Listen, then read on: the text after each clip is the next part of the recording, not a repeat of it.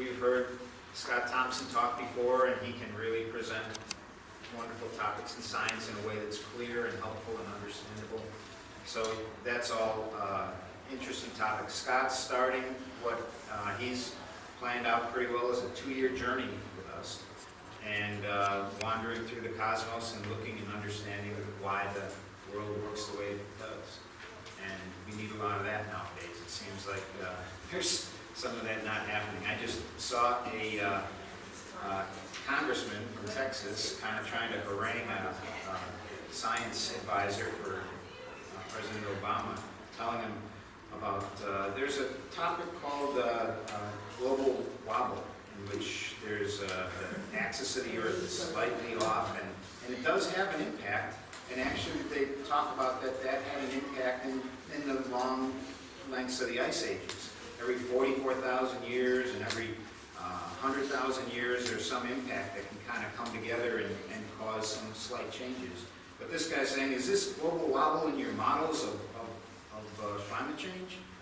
And the scientist was saying, no, it isn't. And he said, well, how can you have something that stops climate change, that stops the ice age, and you don't even use it in your model? And the guy was explaining, well, these are on 100,000-year-old and 44,000-year cycles, so they have no impact when we're trying to find out what's happening to our Earth over the course of 100 years, right?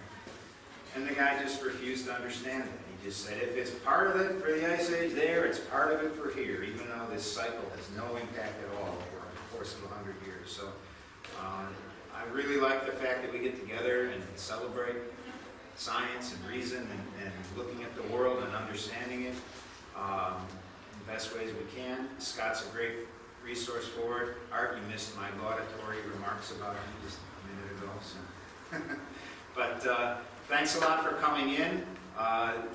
Keep on telling your friends and people about it, and we hope that this provides a support for you and does things that really help you live the world in a new and exciting way. So thanks for coming. Scott.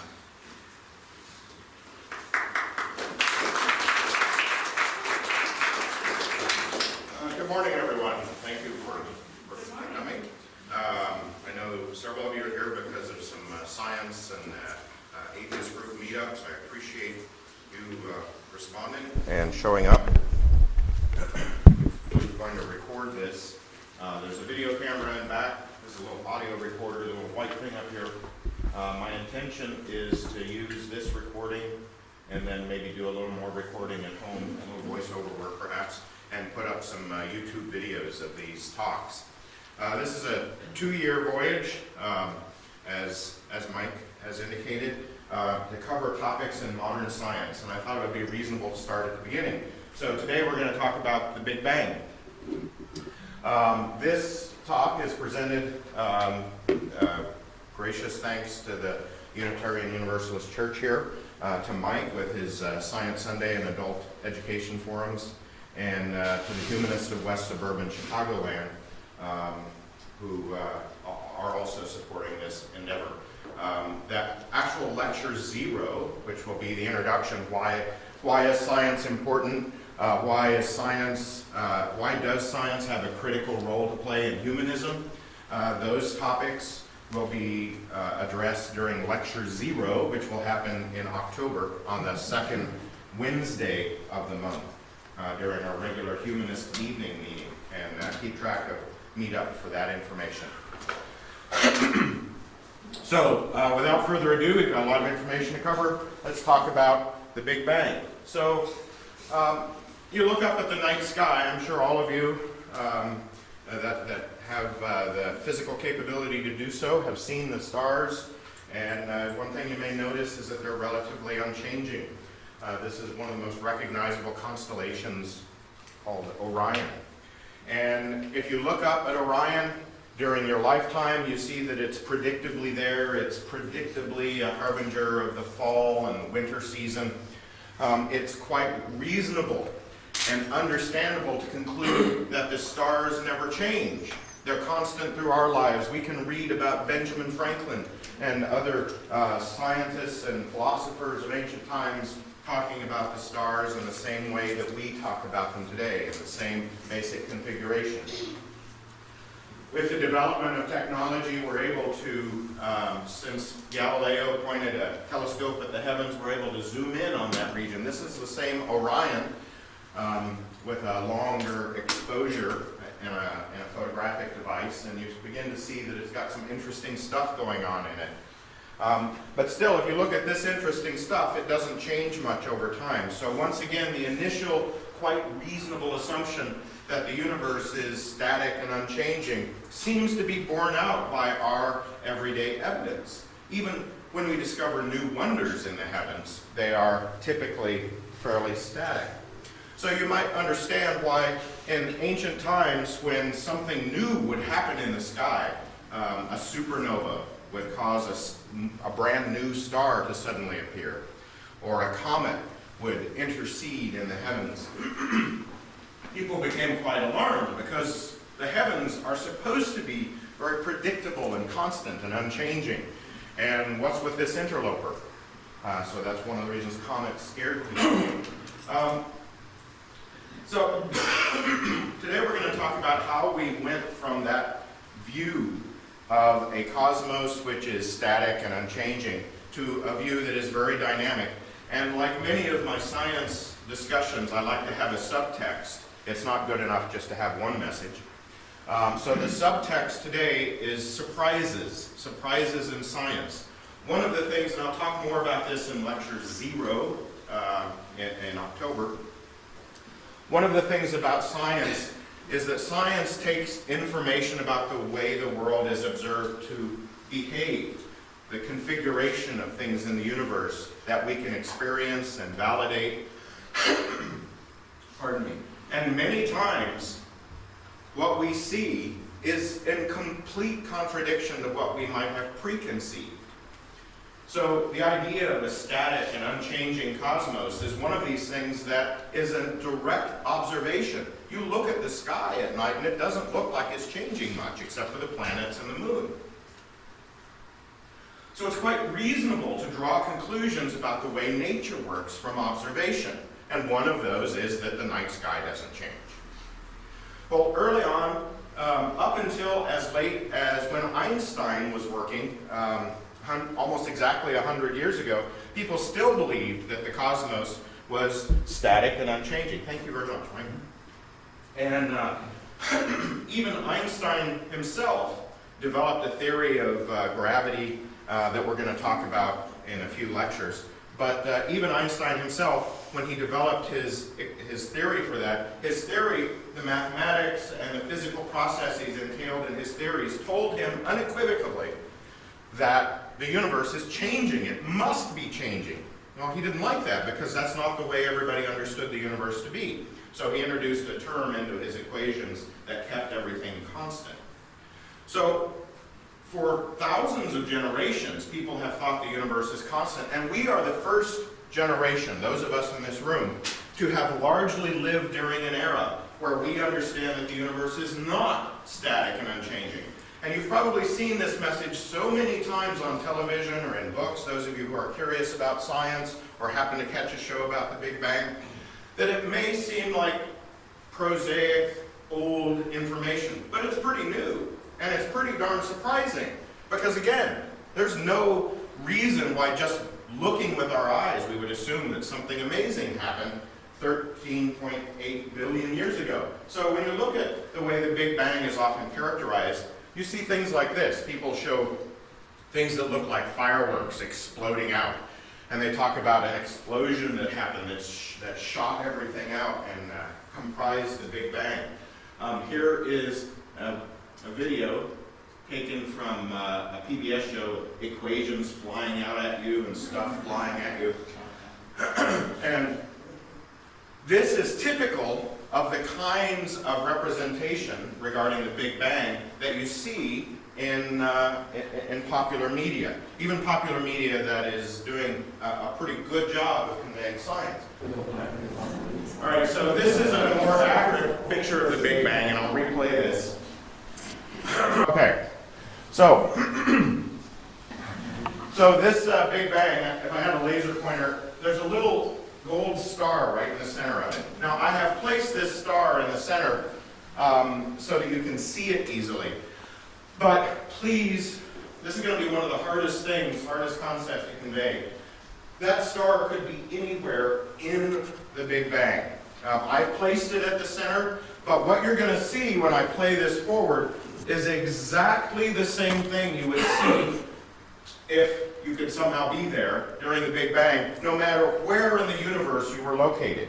So no matter where you were located, you would see everything zooming away from you and cooling off. And eventually we see something like this. So we can take that view, that particular view of the sort of impressionistic painting is also represented as this disc back here in this history of the universe. And that particular view is from devices that we've sent up into the sky. So this is a logarithmic depiction of the time since the Big Bang. And this is the road to the Big Bang. So we're going to talk about some of the key things that have occurred as we have changed our understanding of the cosmos from being this static thing to being that explosion everywhere in space. And it's even misleading, and I'm a little uncomfortable saying explosion, because that immediately brings to mind an analogy that has many parts that are completely inaccurate. So let's call it a genesis everywhere in space. And as part of that genesis, material that comprises our universe was set in motion. And it didn't look anything like a firework. All right, so where are we going to start with our discussion about our road to the Big Bang? We'll start with that guy, Christopher Columbus. Christopher Columbus, that might seem like an odd place to start our discussion of the history of the theories of the Big Bang. So why am I talking about Christopher Columbus? Well, Columbus, among other things, was known as a cosmographer. A cosmographer is somebody from that era, back in the 1400s, etc. There was no particular distinction between what happened on Earth and what happened in the cosmos and what happened in geography versus astronomy. And navigators typically had to use astronomy and knowledge about the Earth at the same time. So cosmography was a study of the Earth and the heavens and the way they related to each other. And you know, the old picture about the Earth is the center of the universe, and that was fairly prevalent at the time this guy was zooming around the planet.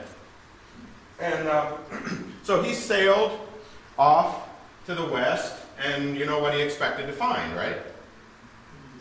India, right, India and Asia. And instead, he found America, the American continents and the Caribbean. I'm going to go back again. And so he found the world there up on the kind of up on the pedestal, right? The Earth is the center of everything. And that map that flashes through there, I apologize for the technical issue. If you can kind of see it, this map is like 4 feet by 8 feet. And it sold for $10 million in 2003. It was a map that was made shortly after Columbus's voyage. And it's the first widely circulated map. I'll see if I can play it again. First widely circulated map that shows America. If you look right over here at the edge.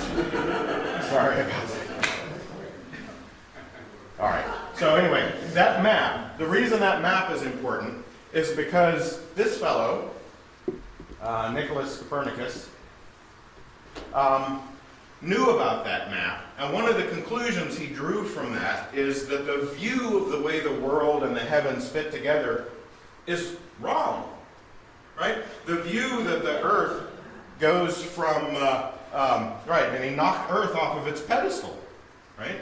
So, and he put the sun at the center of our cosmos, rather than having the Earth at the center of the cosmos. And this is a facial reconstruction. They found his skull, macabre as that may be. And so this is, they actually rebuilt his face.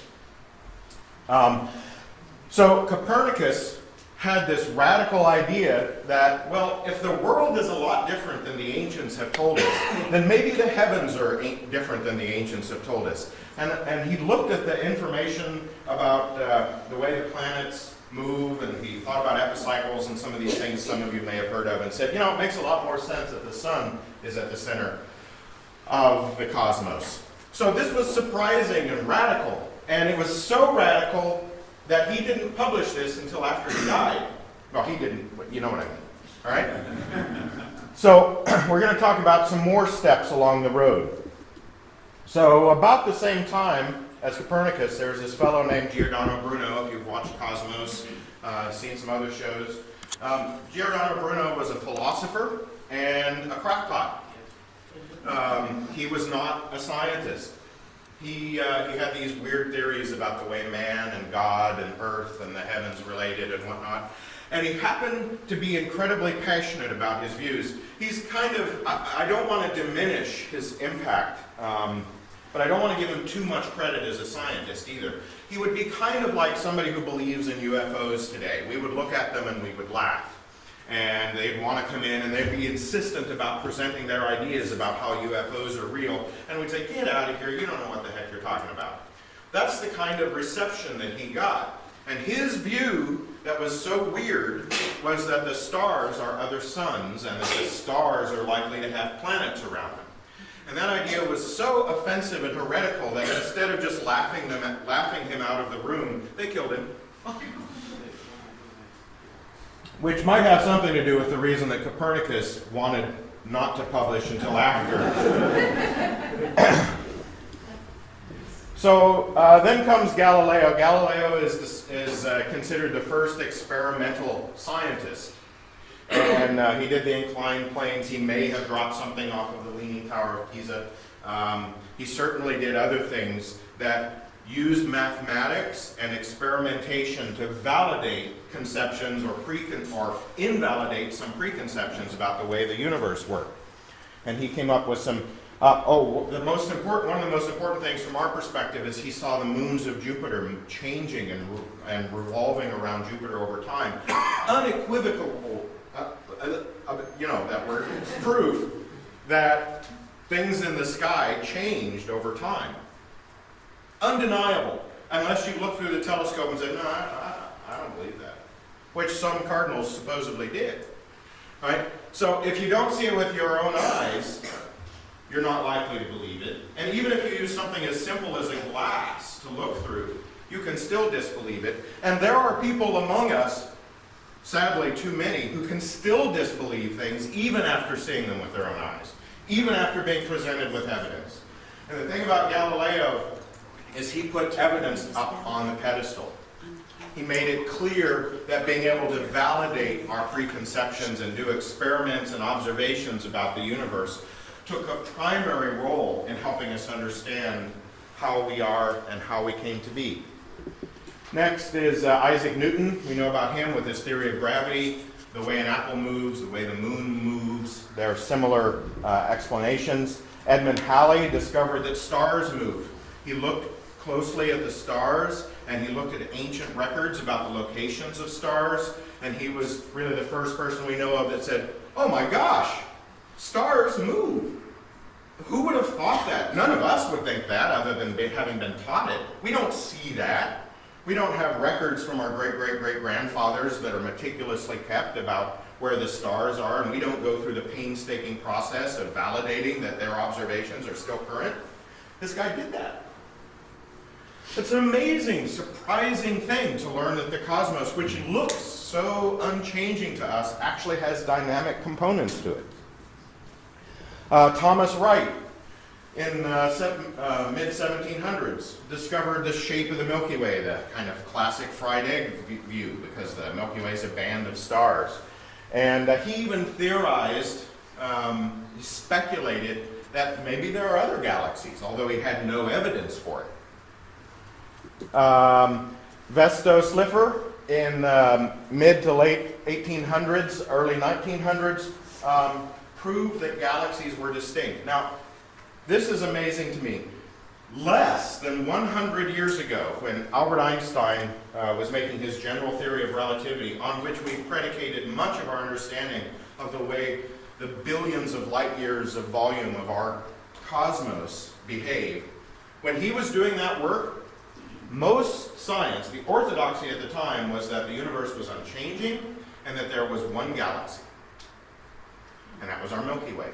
less than 100 years ago. I can't say that in 2 years from now, but less than 100 years ago. So this guy looked at certain physical properties of these fuzzy patches in the sky that you can see with telescopes and proved that they were outside of our galaxy. Edwin Hubble looked at those external galaxies and found that with very few exceptions, which have to do with the galaxies very close to us that are zooming around because of their gravity as they interact with each other, most other galaxies we see in the universe are spreading away from us. So, if you had come up with that piece of evidence that every single galaxy in the sky is moving away from us, don't you think that it's reasonable to conclude that we're the center of the universe? That's what the evidence seems to hold, seems to tell us. We must be the center of the universe because everything is moving away from us. Fortunately, by the time Mr. Hubble did his work, Einstein had already done his, and Einstein talked about the overall curvature or geometry of space-time. And we'll talk a little bit more about that in a few minutes, and perhaps even more about it in about 4 or 5 lectures when we talk about relativity. So Hubble did not go to the presses and say, we are at the center of the universe. I have found proof, even though that might be a conclusion that a reasonable person could draw. What he discovered is that everybody, anywhere in the universe, on any galaxy, would see the same thing that we see. That's similar to where I said, imagine you're anywhere and you would see the same thing for the Big Bang. And I'm going to talk about how that happens. I'll try to step you through that in a way that you can visualize in a few minutes. So, in any case, Hubble discovered the expanding universe. Georges Lemaitre discovered or came up with the idea of a Big Bang. So if everything is moving away from each other, if all the galaxies and every piece of mass in the universe is moving away from each other, sounds another reasonable thing to assume is that it was once all close together, right? And he decided that that made perfect sense, and he got other people to believe that that was reasonable. This was the genesis of the notion of a Big Bang, that if things are flying apart, they must have started off close together. Pardon me. So, wonderful idea. Took a little while to take hold, but now we believe that that's the orthodoxy. George Gamow predicted the cosmic microwave background as CMB radiation. And he also did a lot of work. You can do this work. I've got a book called Cosmology, and this book is littered with equations describing the universe and things that happened during the Big Bang. And surprisingly enough, most of the math is accessible to college undergraduate. It's basic algebra, some simple calculus about densities and pressure and atomic reaction rates and whatnot. There's no super advanced math entailed in predicting that the universe was once very hot and predicting that it must have cooked out some elements like helium and lithium, etc. And he's the first person that did that math and showed that that was the case. And then Alan Guth, who is still actively teaching, I believe he's at MIT, came up with the notion of cosmic inflation. Talk about a surprise. We're going to get to this in the last few minutes of the lecture today. Cosmic inflation was one of these things that just came out of nowhere because as scientists thought more and more carefully about the implications of the Big Bang, they discovered there were some problems. And we'll talk about those problems. He came up with an idea about how all of those problems could be solved with one simple idea, although quite weird idea. And then Michael Turner came up with the idea of dark energy, which is driving the current acceleration in the expansion of the universe. We're not going to talk much about that today, except to say this is another incredible surprise. And that's my point, is that if you just look at the universe and you look at the way things are, there's no a priori reason why you would need to presume that something like dark energy existed that's causing the rate of expansion of the universe to accelerate. Nobody needs to dream up this stuff. They do it because the universe describes reality to them.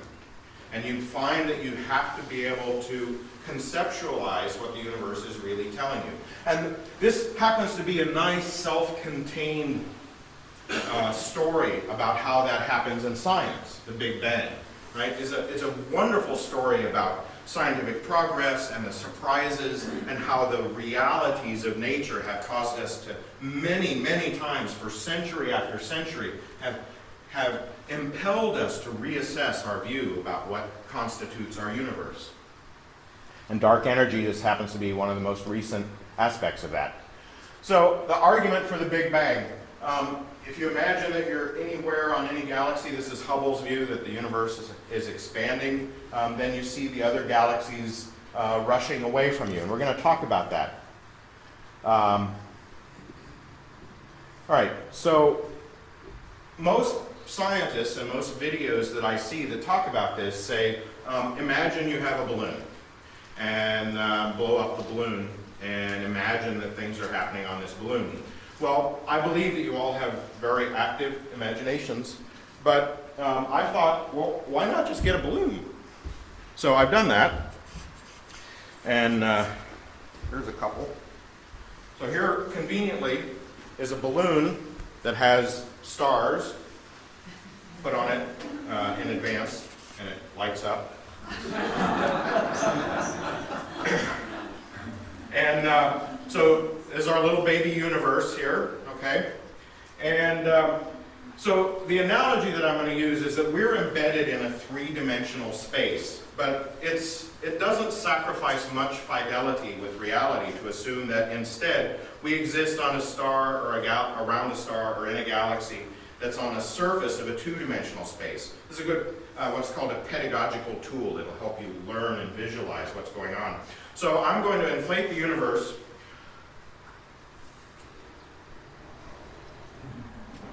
So one thing you may notice is that this star used to be pretty close to this star because the balloon was only this big. But now these stars are further apart from one another. Okay, you see that. And as I blow it out more, if it pops, I apologize.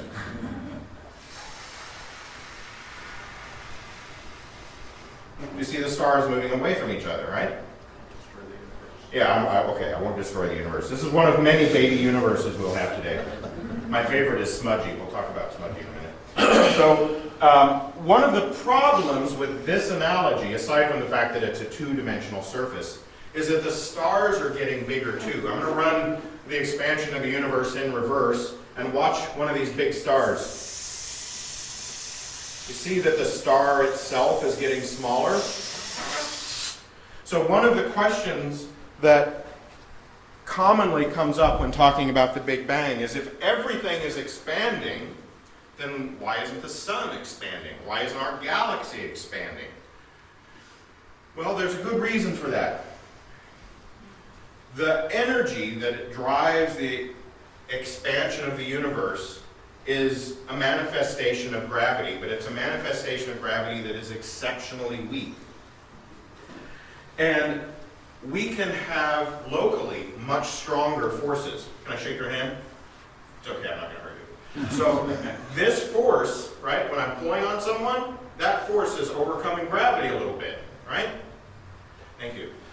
So we can overcome the force of gravity with our own bodies. The force of gravity is pretty weak. And in fact, the force that's responsible for the expansion of the universe is a kind of leftover gravity.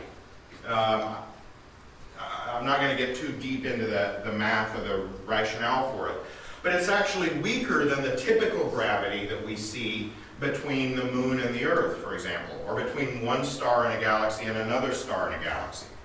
Or certainly weaker than the force that keeps atoms close together. So the impelling energy that is causing the cosmos to expand is so weak that it really only works on empty space. And that's why we see the space in between things growing, but we don't see things themselves growing. because their self-gravity and their electromagnetic fields keep everything together, and they're not expanding. All right? So a better way to have a view of this, instead of having stars printed on the balloon that expand as the balloon expands, is to take another baby universe, and on this baby universe,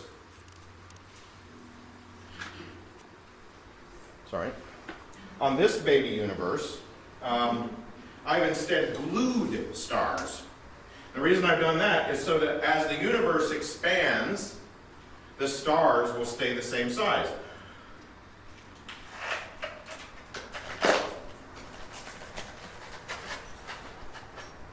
All right. So those stars are the same size, but they're much further apart from each other. That's the way the universe really works. Okay? Another interesting thing about this, this just happened to turn out perfectly. Imagine I take this balloon and I blow it up to the size of this building. Well, at any vicinity for any star or let's say these are galaxies, any close vicinity, it looks like the balloon is flat, even though overall it has this very, garden vegetable-like shape. So another way that you can use a balloon to talk about the overall shape and properties of our universe is to say that even if you have an oddly shaped universe, if you make it big enough, then no matter how far you look, you're going to be looking at a spot that seems, to all intents and purposes, to be flat. Just like we can quite reasonably assume that the Earth is flat. Unless you're navigating across a continent or building a road or launching a spaceship, if you're building a house or playing pool or playing soccer, it is not only reasonable but necessary to assume that the Earth is flat. We do it all the time. We know cognitively that the Earth is round, but we don't have to use that information. And in fact, if we do use that information, it unnecessarily complicates our lives many times. So the same way the universe can be thought to be locally flat. And then there's a general question about, is it flat over vast distances from one side to the other? And we'll talk about that in a bit. Okay, so those are baby universes. I have two more to share with you. This is Smudgy, my favorite universe. I have named it Smudgy because the markers that we use to deal with it are kind of smudgy. So on this universe, I've done something different. I've drawn concentric circles around stars. Let me stop Smudgy from moving in space-time. So you see that there are stars on this universe, and the stars have circles drawn around them, right? You can think of those circles as measuring the shape and distances in space-time. And then as I inflate the cosmos, pick a star and look at it, and you'll see, no matter which star you look at, everything around that star is growing further away. Smudgy has sealed off the neck of the universe.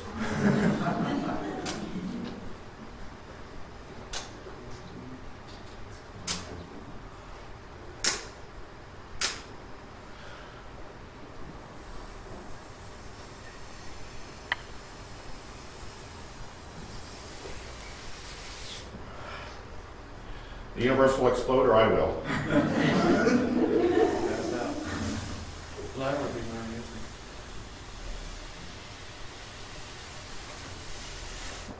So, no matter which star you were looking at, some of you may have looked at this one, some of you may have looked at this one, and the rings around that star, those rings were getting further apart.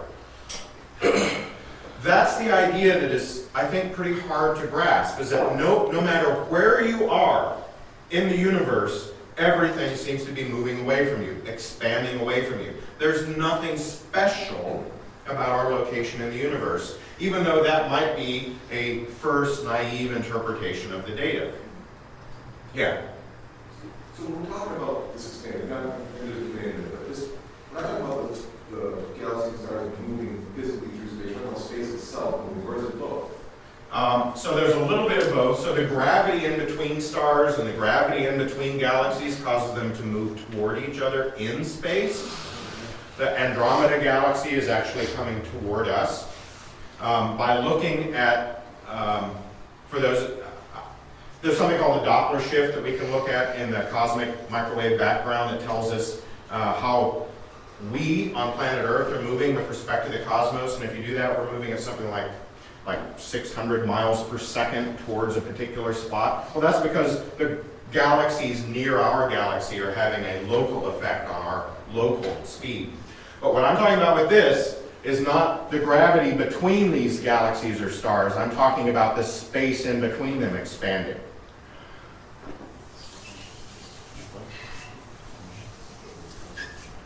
Right? So that's why drawing these circles, I think, is helpful.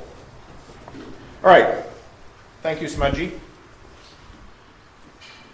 As if that weren't enough, I have a lovely assistant, Dave, happens to be my domestic partner, and is also a walking advertisement for our Humanist group. Should you choose to join our Humanist group, and I recommend that you do, we have activities like this. If you join us, you can get one of these lovely t-shirts. Anyway, Dave, if you wouldn't mind retrieving the universe.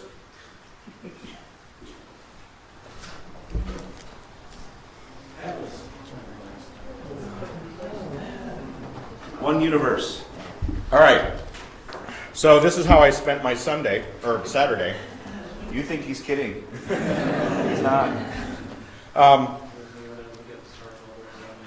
Yeah, I wimped out. But, so again, you can pick any particular star, and as you inflate, or if we want to run time backwards, deflate the universe, then you'll see every star moving away from that one. And we brought an inflation creation device here. Clearly the one in the middle is more important, Mr. Einstein. So again, that's the idea. I think it's hard to grasp. It's easy to read about. It's easy to hear on a PBS special. It's easy to read, to see in a book. But to really grasp the idea that when space expands, everything is moving around. Everything else. That was pretty slick, wasn't it? So I think I broke our inflation device. That's right.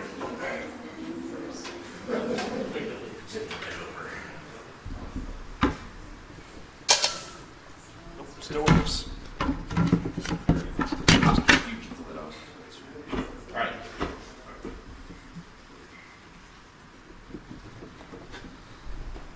I will have to slightly spin our entire universe.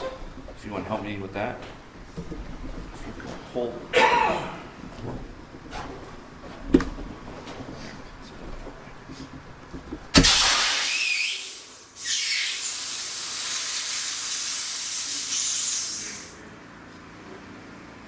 So the stars have to face the audience, or Attempting to do so. Yeah, it was a lot easier in the kitchen. I apologize for my low effects like this.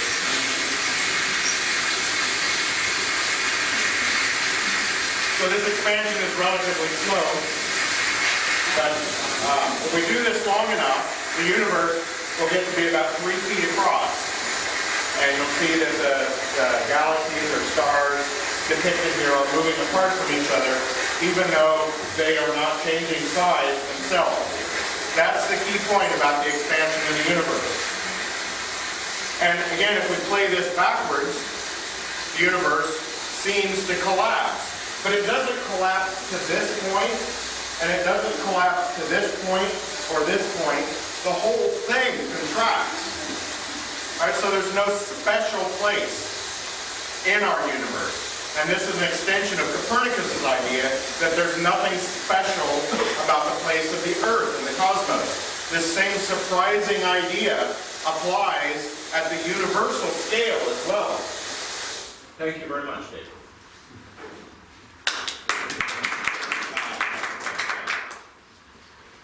So here's a two-dimensional graphic I've got to represent the same thing. You can keep your eye just coincidentally on this circled star. As the universe expands and things seem to move away from it, we can choose just as easily some other star and see that the universe is expanding away from it. We just did our balloon trick. Another way to view it, I'm going to zoom in and kind of make most of the universe less visible. And we take 3 stars here and we inflate the universe and we see that they're moving away from each other. And you'll notice these green lines, well, there's a special reason I put those green arrows in there. Watch this again. So the 3 stars, the same distance away from each other, and it's a constant rate of expansion. In fact, it's going to expand by a factor of 2. And watch what happens. Nothing magical here, but you'll notice that the arrows are different sizes. Just because the universe is inflating at one constant rate. And that arrow is 3 units long, the next one is 2 units long, and the other one is 1 unit long. Well, remember that velocity is distance divided by time, so we can say it took us 1 unit of time to do this. And in 1 unit of time, things that are far away moved 3, things that are closer moved 2, and in 1 unit of time, things that were close to us moved 1. What's that mean? That means the further away something is, the faster it looks like it's moving from you. So not only is the universe expanding from your point of view, wherever you happen to be, but that expansion is such that the further away something is, the faster it seems to be moving. And that's just simple geometry, but it's kind of hard to wrap your mind around. So I hope I've helped with that. So, some common questions about the Big Bang. Where did the Big Bang happen? It happened everywhere. I hope we've gotten that out of the way. What are we seeing with the cosmic microwave background radiation? About 379,000 years after the Big Bang was initiated, it had cooled off to the point where light could escape from the charged particles that otherwise and previously constituted the universe. So what we're seeing with the cosmic microwave background is the universe 379,000 years old. That's this thing. So that's a baby picture of our universe. Our universe that is nearly 14 billion years old, that picture of the cosmic microwave background shows the way it looked only 379,000 years after it was initiated. And those spots and dots and whatnot, those smudges, this is a big smudgy, those are very slight. 1 part in 10,000 or 100,000, I think 1 part in 100,000 at least. Tiny variations in the universe, in the stuff that made it back then. Another question that I've encountered many times is, why, if all the stuff in the universe were compressed into something very small, why didn't it collapse into a black hole? You might have heard that black holes, when you get a lot of mass together, black holes cause things to collapse. Well, I'm going to use smudgy again to show you something. Pick any point in the galaxy.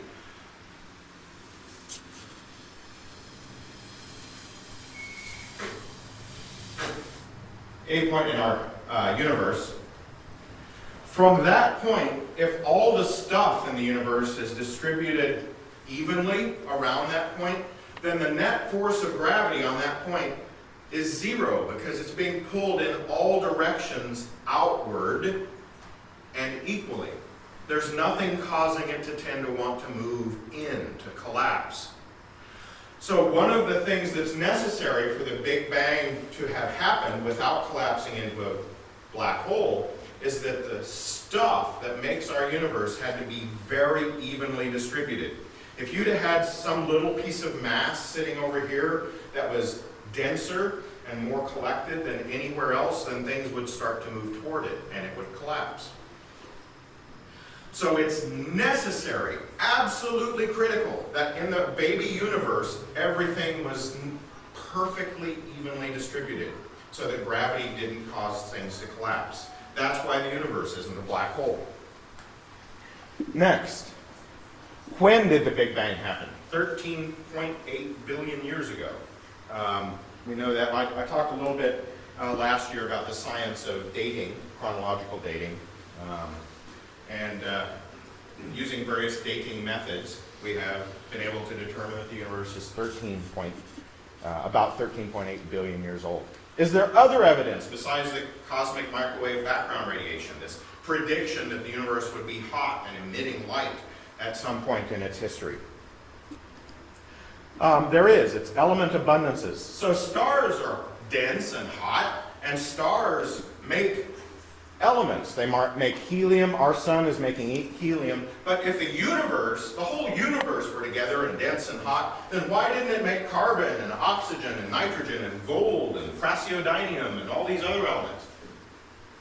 Well, it turns out that most of the nuclear reactions that make new elements from pre-existing elements happens rather slowly, and the universe was expanding so rapidly and cooling off, as it were, so rapidly that it didn't have enough time to make these heavier elements. It only had time to make helium and lithium beyond hydrogen, which is the simplest element. So we don't see other elements because we know how fast it expanded and how quickly it cooled off. And this is one of the nuclear processes that leads to the formation of helium.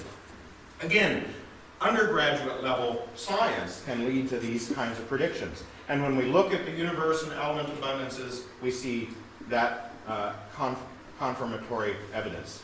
Is there other evidence? We talk about that. What about dark matter and dark energy?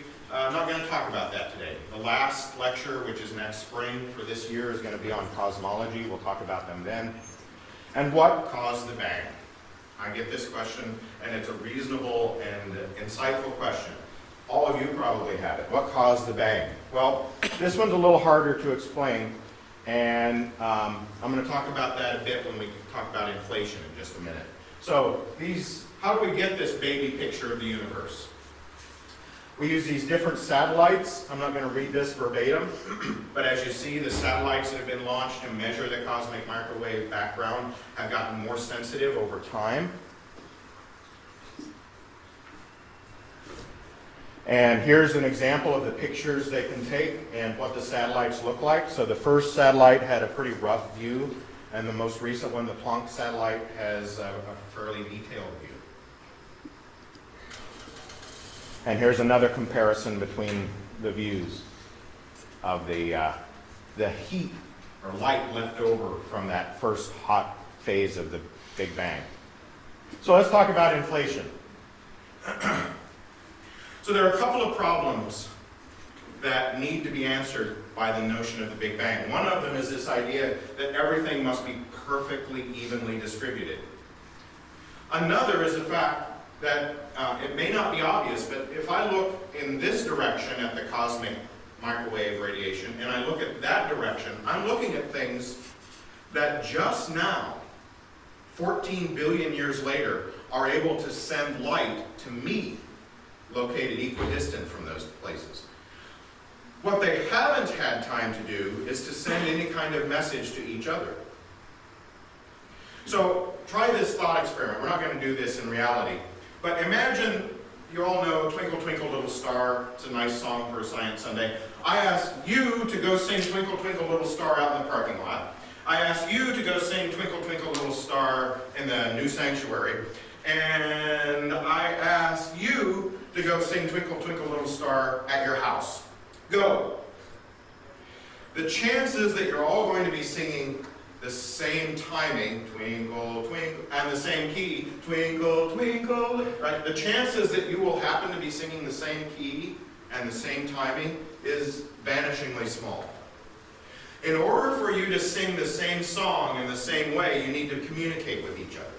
You need to synchronize, you need to harmonize. The universe had to do the same thing. In order to have the same temperature and the same picture, no matter where we look, the universe had to be singing in harmony. And to do that, it must have, all the stuff we see that is so far away that light can't reach from one side to the other, or any other signal, it must have been even closer than that in the distant past and somehow expanded further away than light can travel. That means that space expanded, that space increased the distance between galaxies faster than the speed of light goes. And that's the idea of cosmic inflation. It explains why the universe has the same temperature and the same look across vast horizons that could not have been in contact if it had just kept going at the same pace all the time. The other thing is the flatness problem. Remember the idea of the balloon. No matter what shape the balloon has, if you make the balloon big enough, wherever you are, it will look pretty flat around where you are.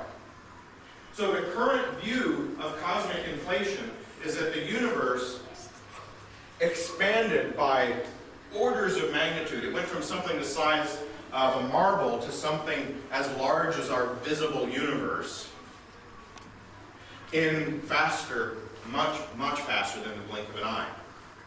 And I can talk during our question and answer session or at lunch. We're going to do a lunch after this, and then we're coming back at 1 o'clock for board gaming. We'll have some board games set up in Creeves Hall. So an entertaining afternoon if you'd like to join us. But anyway, I can answer some questions about what the inflation field is, etc. But the key point is that this very rapid expansion explains some otherwise what are flaws in the Big Bang model about why space looks flat no matter how far you go. Because the universe is this is one of those surprises I talked about. It is necessary to conclude that the universe that came into existence with the Big Bang is so vast, it's much larger than we will ever be able, in principle, to see with our telescopes. Because light will never reach us. Expansion through most of the universe so far from us that we will never be able to see it. Yeah. And is this expansion continuing? Yes. Perpetually, forever? Yes. In fact, recent thinking, and this is about dark energy, is that the universe is actually accelerating. So over vast time, the stuff we see at the edge of the cosmos will fade away into nothingness. And over trillions of years, even things that are close to us in space will fade away into nothing because they will move further away than any signal could ever convey back to us.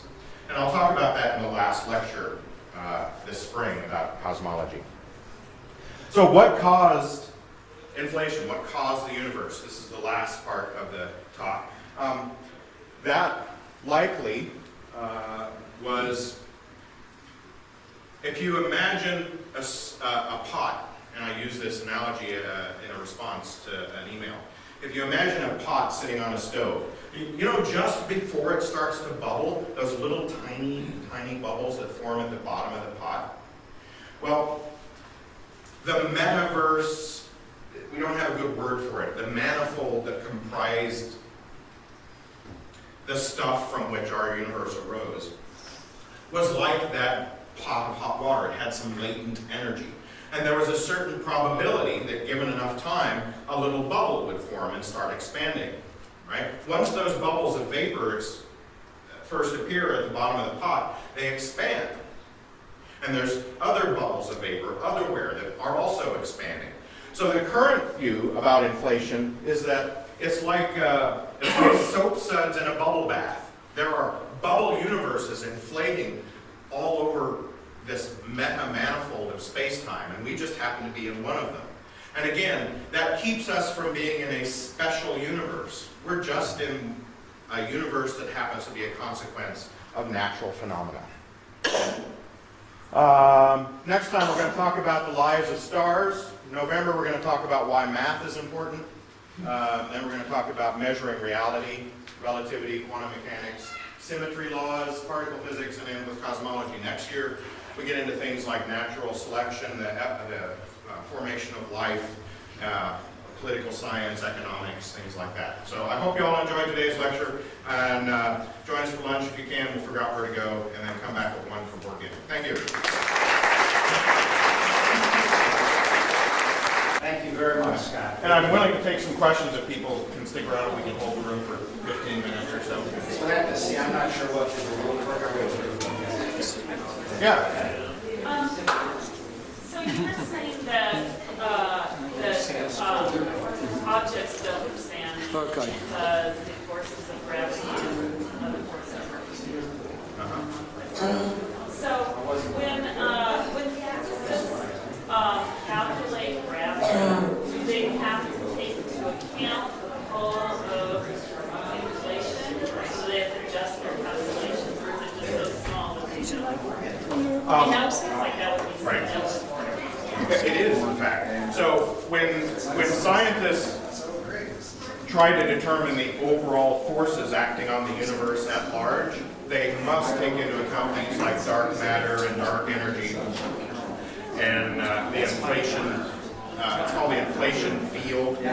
There's some speculation that the inflation field may be related to the Higgs field. They may be different aspects of the same thing. But the equations for general relativity have one amazingly different aspect compared to Newton's theory of gravity. Einstein's theory of gravity says that that pressure, if I squeeze this, if I put pressure on it, according to classical theories of energy and work, I'm not expending energy to keep that pressure there. Once the pressure is there, the energy has already been spent, right? Even though my muscle's getting tired. So one of the things that general relativity says is that pressure also contributes to the gravitational field. And surprisingly, this is, we don't have enough time to get into this in depth, but if you have a constant energy field permeating all of space, that actually leads to a negative pressure, which corresponds to negative gravity. So anti-gravity, in a very special sense, can exist, and it exists only if there's an equal energy field throughout all of space, and this may correspond to dark energy. So given that there is this homogeneous energy field throughout space, it gives rise to a repulsive gravitational force, and that is taken into account in theories of cosmology and expansion. I hope that briefly answered your question. Yeah. Can you go back to your slide that shows the universe? Sure. This is something I wrestle with all the time, but that's fine right there. So we're at the center of that when we took that, right? Any point would be the center. Well, that's my point. So we live on an edge of that. We can see another similar shape. Yes. We're talking about the observable universe, not the real Right. universe, right? Right. So that's the size of it. So the size of it's actually infinite. No matter where you go, you can just point to the edge. But the age of it, that's constant regardless. Right. Of where, right? It's 14 billion years old. You got it. Okay. That's just Yeah, in fact, if you are 14 billion light years away, if you live in another galaxy on the edge of what we can see, you can still look 14 billion light years further than we could ever see. And there are experiments underway to show that that is true. It's called the dark flow experiment. If there's mass outside of our visible universe that is not perfectly homogeneous, it should have an impact gravitationally on the stuff at the edge of our visible universe. So we might be able to detect it that way. Another thing I didn't talk about is why isn't this perfect? Remember I said in order for it not to collapse, it had to be perfect? This doesn't look perfect, does it? Well, the reason for that is because inflation took what are otherwise statistical fluctuations due to quantum mechanics. Again, I don't have time to get into the details, but it took those quantum fluctuations, which are unavoidable according to the laws of physics, and magnified those to the point where they had a macroscopic or a large-scale impact. So this graininess in our universe is the signature of quantum randomness that was frozen by the inflation of the universe, and that's what led to the gravitational nucleation of stars and galaxies. Other questions? Mr. One, Yeah. this is a great mathematical construction of what we see as the red reality. And we're learning more and doing more experiments and adding theory to explain facts as we see them.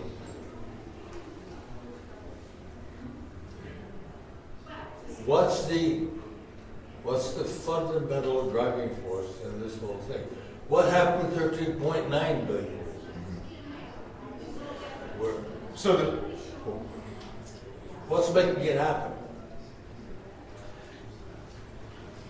the fundamental aspect that I hope I've begun to convey is that the first time you look at the universe, there's no reason to assume that the Big Bang happened. The second time you look at the universe, there's no reason to assume that the universe is expanding. The third time you look in detail at the universe, there's no reason to assume that cosmic inflation happened. All of these things are more than just mathematical tools that have come out of someone's creativity. These are ideas that we have come up with because we have to have them to be consistent with what we observe about reality. That's the first part of your question. Theory to explain Facts that we can't ignore, right? Or we shouldn't ignore. The second part of the question is what happened before the Big Bang. That's really hard because when you talk about those little bubbles at the bottom of the pot and over a vast amount of time, there is, no matter how small the probability, one of those bubbles at least is likely to expand. That presumes that something like time existed before the Big Bang happened. There are other contexts that say that it's not reasonable to think about the time that we know when we do mechanics or throw balls or look at the wiggling of light waves. The kind of time that we use in our equations likely didn't exist before the Big Bang started. So there's some conflicting views about whether time persisted beyond the Big Bang or not, and we don't have enough information to answer the question yet. Yes, that's right. Okay. Thank you. And we never will. That's my You may be right. Some limit. Yeah. If there's like a finite amount of stuff that's in our universe, it's not infinite in size and scope. Theoretically, if we were somewhere else in the universe, whereas, would we be able to see the edge, like in the night sky, like here's where the sky is, and over there is where the edge of the universe was? Okay, so let me go back to our large universe model. Let's assume that the Earth is in this galaxy. No matter where we look, we don't see an edge. We could just as easily be in this galaxy, and I'm lazy, I didn't finish putting this thing. But the point is, no matter where you are, you don't see an edge, but you do see yourself at the center of everything. So there is no horizon in that sense. There's no cosmic horizon. The only horizon that we see is the Big Bang. The Big Bang, one way to think about it is I'm looking back in time. So here's my special star, my special place here. As I look away from that, I'm looking back in time. If I get this far away, I'm looking 13 billion years into the past, and the only thing I can see is the remnants of the hot plasma from the Big Bang. So the cosmic horizon that makes sense isn't a horizon in space, it's a horizon in time. The further I look back, the closer I'm looking to what happened in the baby universe. And eventually, I can look back far enough that I see a time before stars developed, and all I see is the hot plasma. So there is a cosmic horizon that everybody sees, but it's a horizon in time, not a barrier or a boundary in space.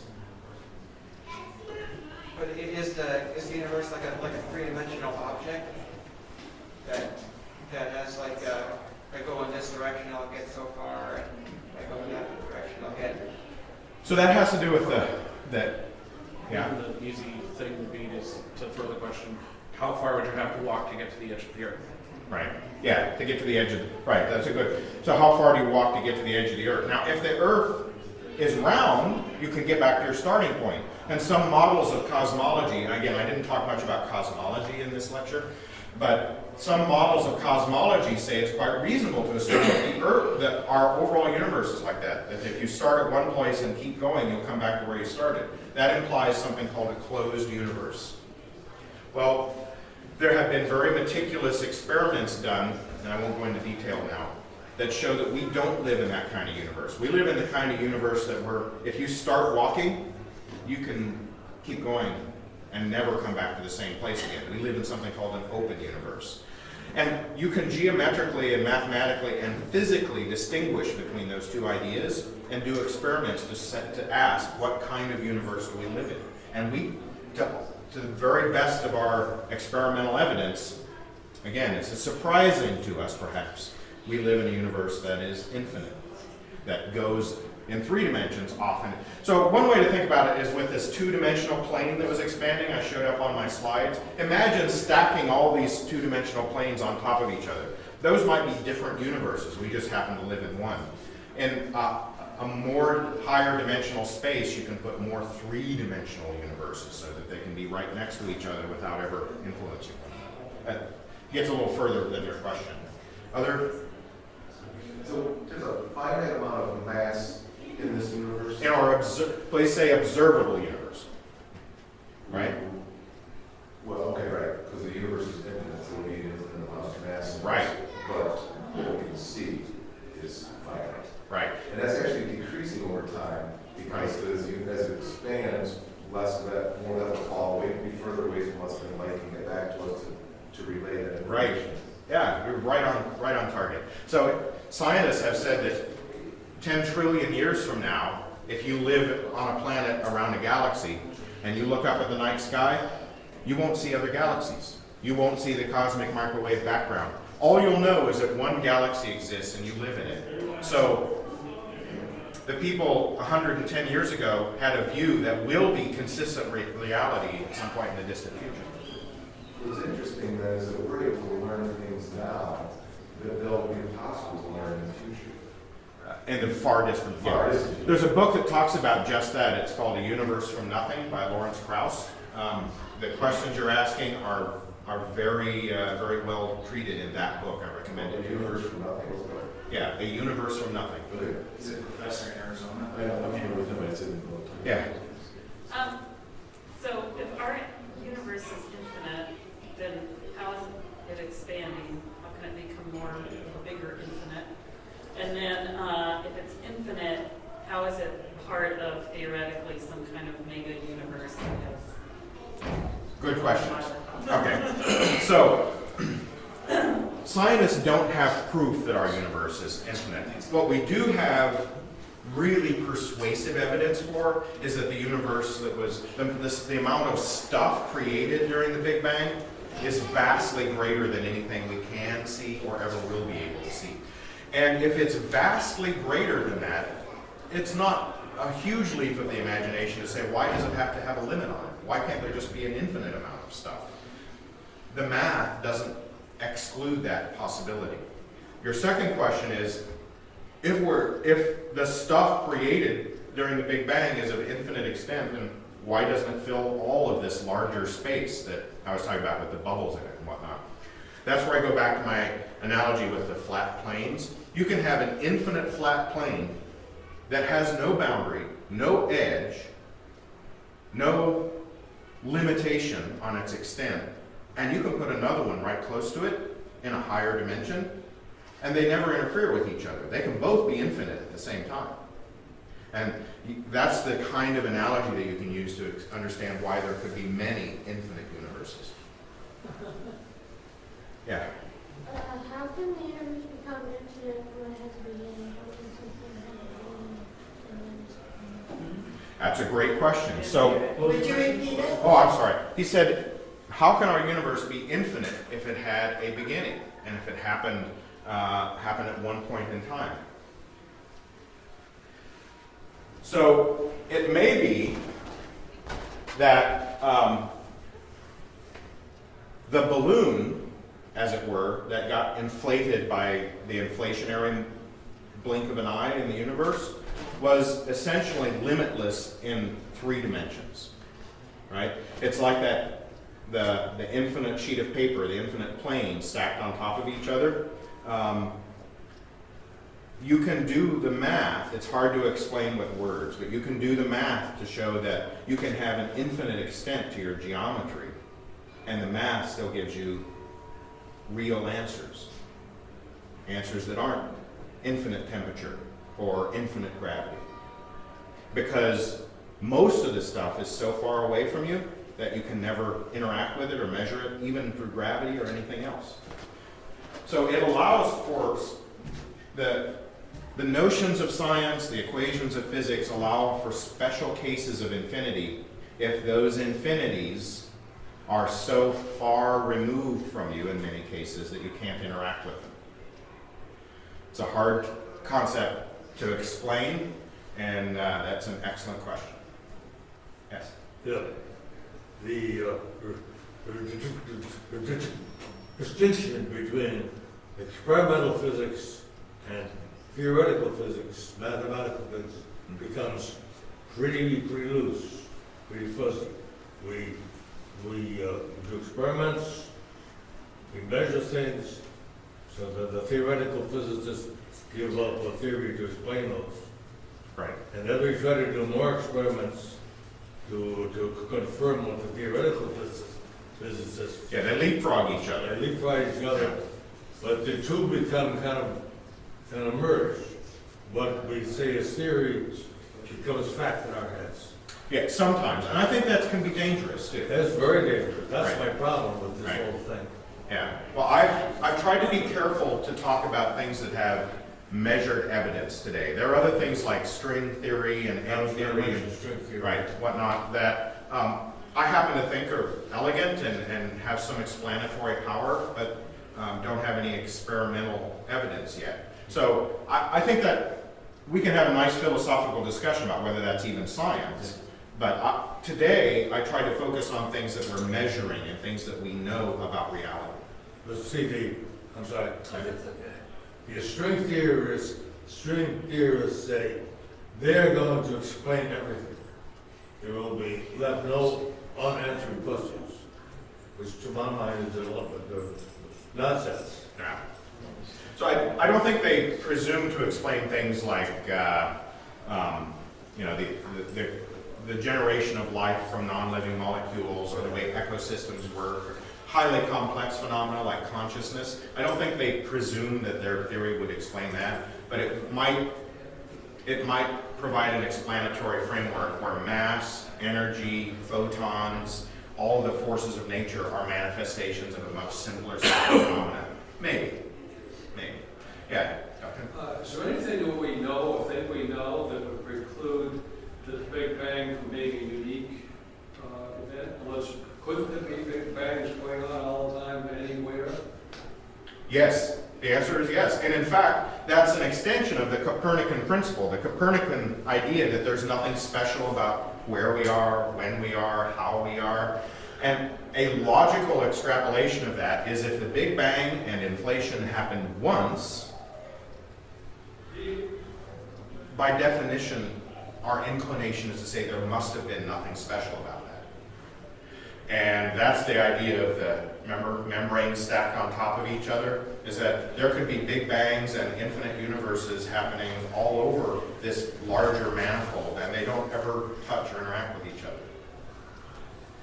Yes? I was a little confused. I just wondered if you could explain it. You said that the quantum fluctuations cause the Braininess. detail in the microwave background. But then you also said that if there were any fluctuations in the very beginning of the universe, then it would have collapsed into a big hole. So are these quantum fluctuations something that happened like a little bit after the original expansion, or what? To me, I Great just didn't question. understand that. It's a great question. So, you know the old television sets, how they displayed all that static? Remember that? You know, all the little dots on it and everything? Well, in the early universe, I'll go back to my pocket universe here. In the early universe, that kind of static was happening everywhere. And in quantum physics, those are called virtual particles, but the name isn't really important. That kind of static about little tiny variations in energy of the fields and whatnot that comprise the early universe, that kind of static happened all the time. But on any averaging of any measurable period of time, the net effect was zero. Right? The average effect was zero. And then the inflationary epoch happened in the blink of an eye. And that static, which was, dynamic and ever-changing and rapid and had a net impact of zero, stopped and got frozen into the fabric of the universe. And that's the frozen static that we see.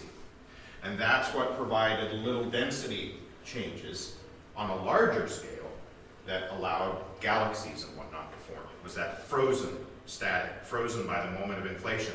And that's one of the reasons that the very notion of cosmic inflation was discovered, because we had to explain that. So your question is exactly the same question that led to a Nobel Prize. So, I'm sorry. So, from what I remember of this, of these quantum fluctuations, they're little electrons and anti-electrons or something that pop up and then go back. So at the very beginning, they were bigger things? No, still electrons, protons, and all of the other soup. It's just that space expanded, and the energy of that expansion froze those fluctuations and made them real. All right, thank you. Both of us just, I'm a Sicilian. Suppose I were saying to you, this whole thing is the house of cards. The facts that we measure are the cards. The theory is what's putting the cards in place. And as we gain new facts, we've got to find new theory to hang new cards on. It's possible that somebody can come and blow it all away at some point. So I've got a good analogy. I think I have a good analogy for that. First, let me say this isn't a house of cards. This is real physical measurements. These are the cards. They're measurable. Right. So the way they're stacked and arranged. Here's the analogy I came up with the other day. 500 or 1,000 years ago, accepting some work in the Egyptians and Greeks, it was reasonable to assume that the earth was flat. Then we assumed that the earth was round. And if you say something like, well, science got it wrong. Science thought the earth was flat, and then they thought the earth was round.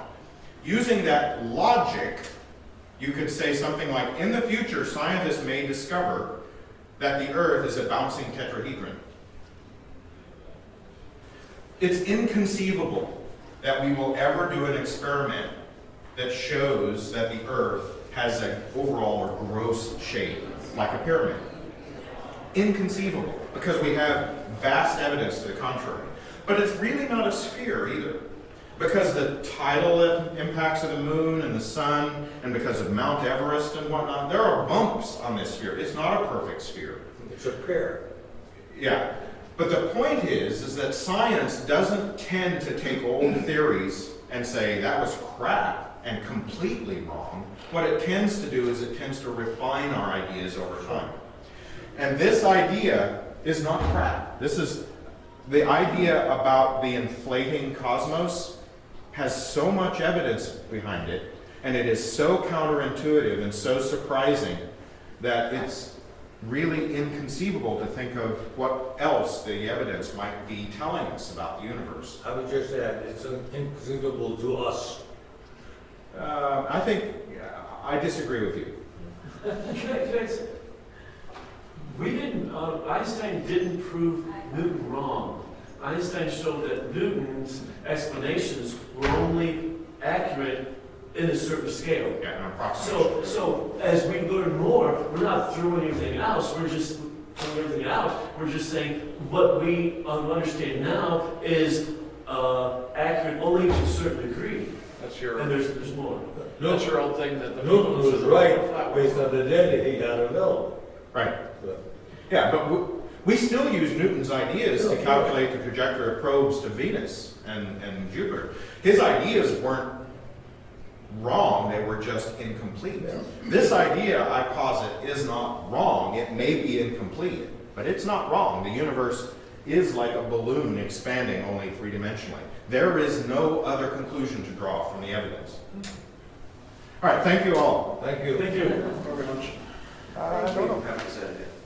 What is it? Now, we just need to, if you want to go to lunch, let's talk about where to go.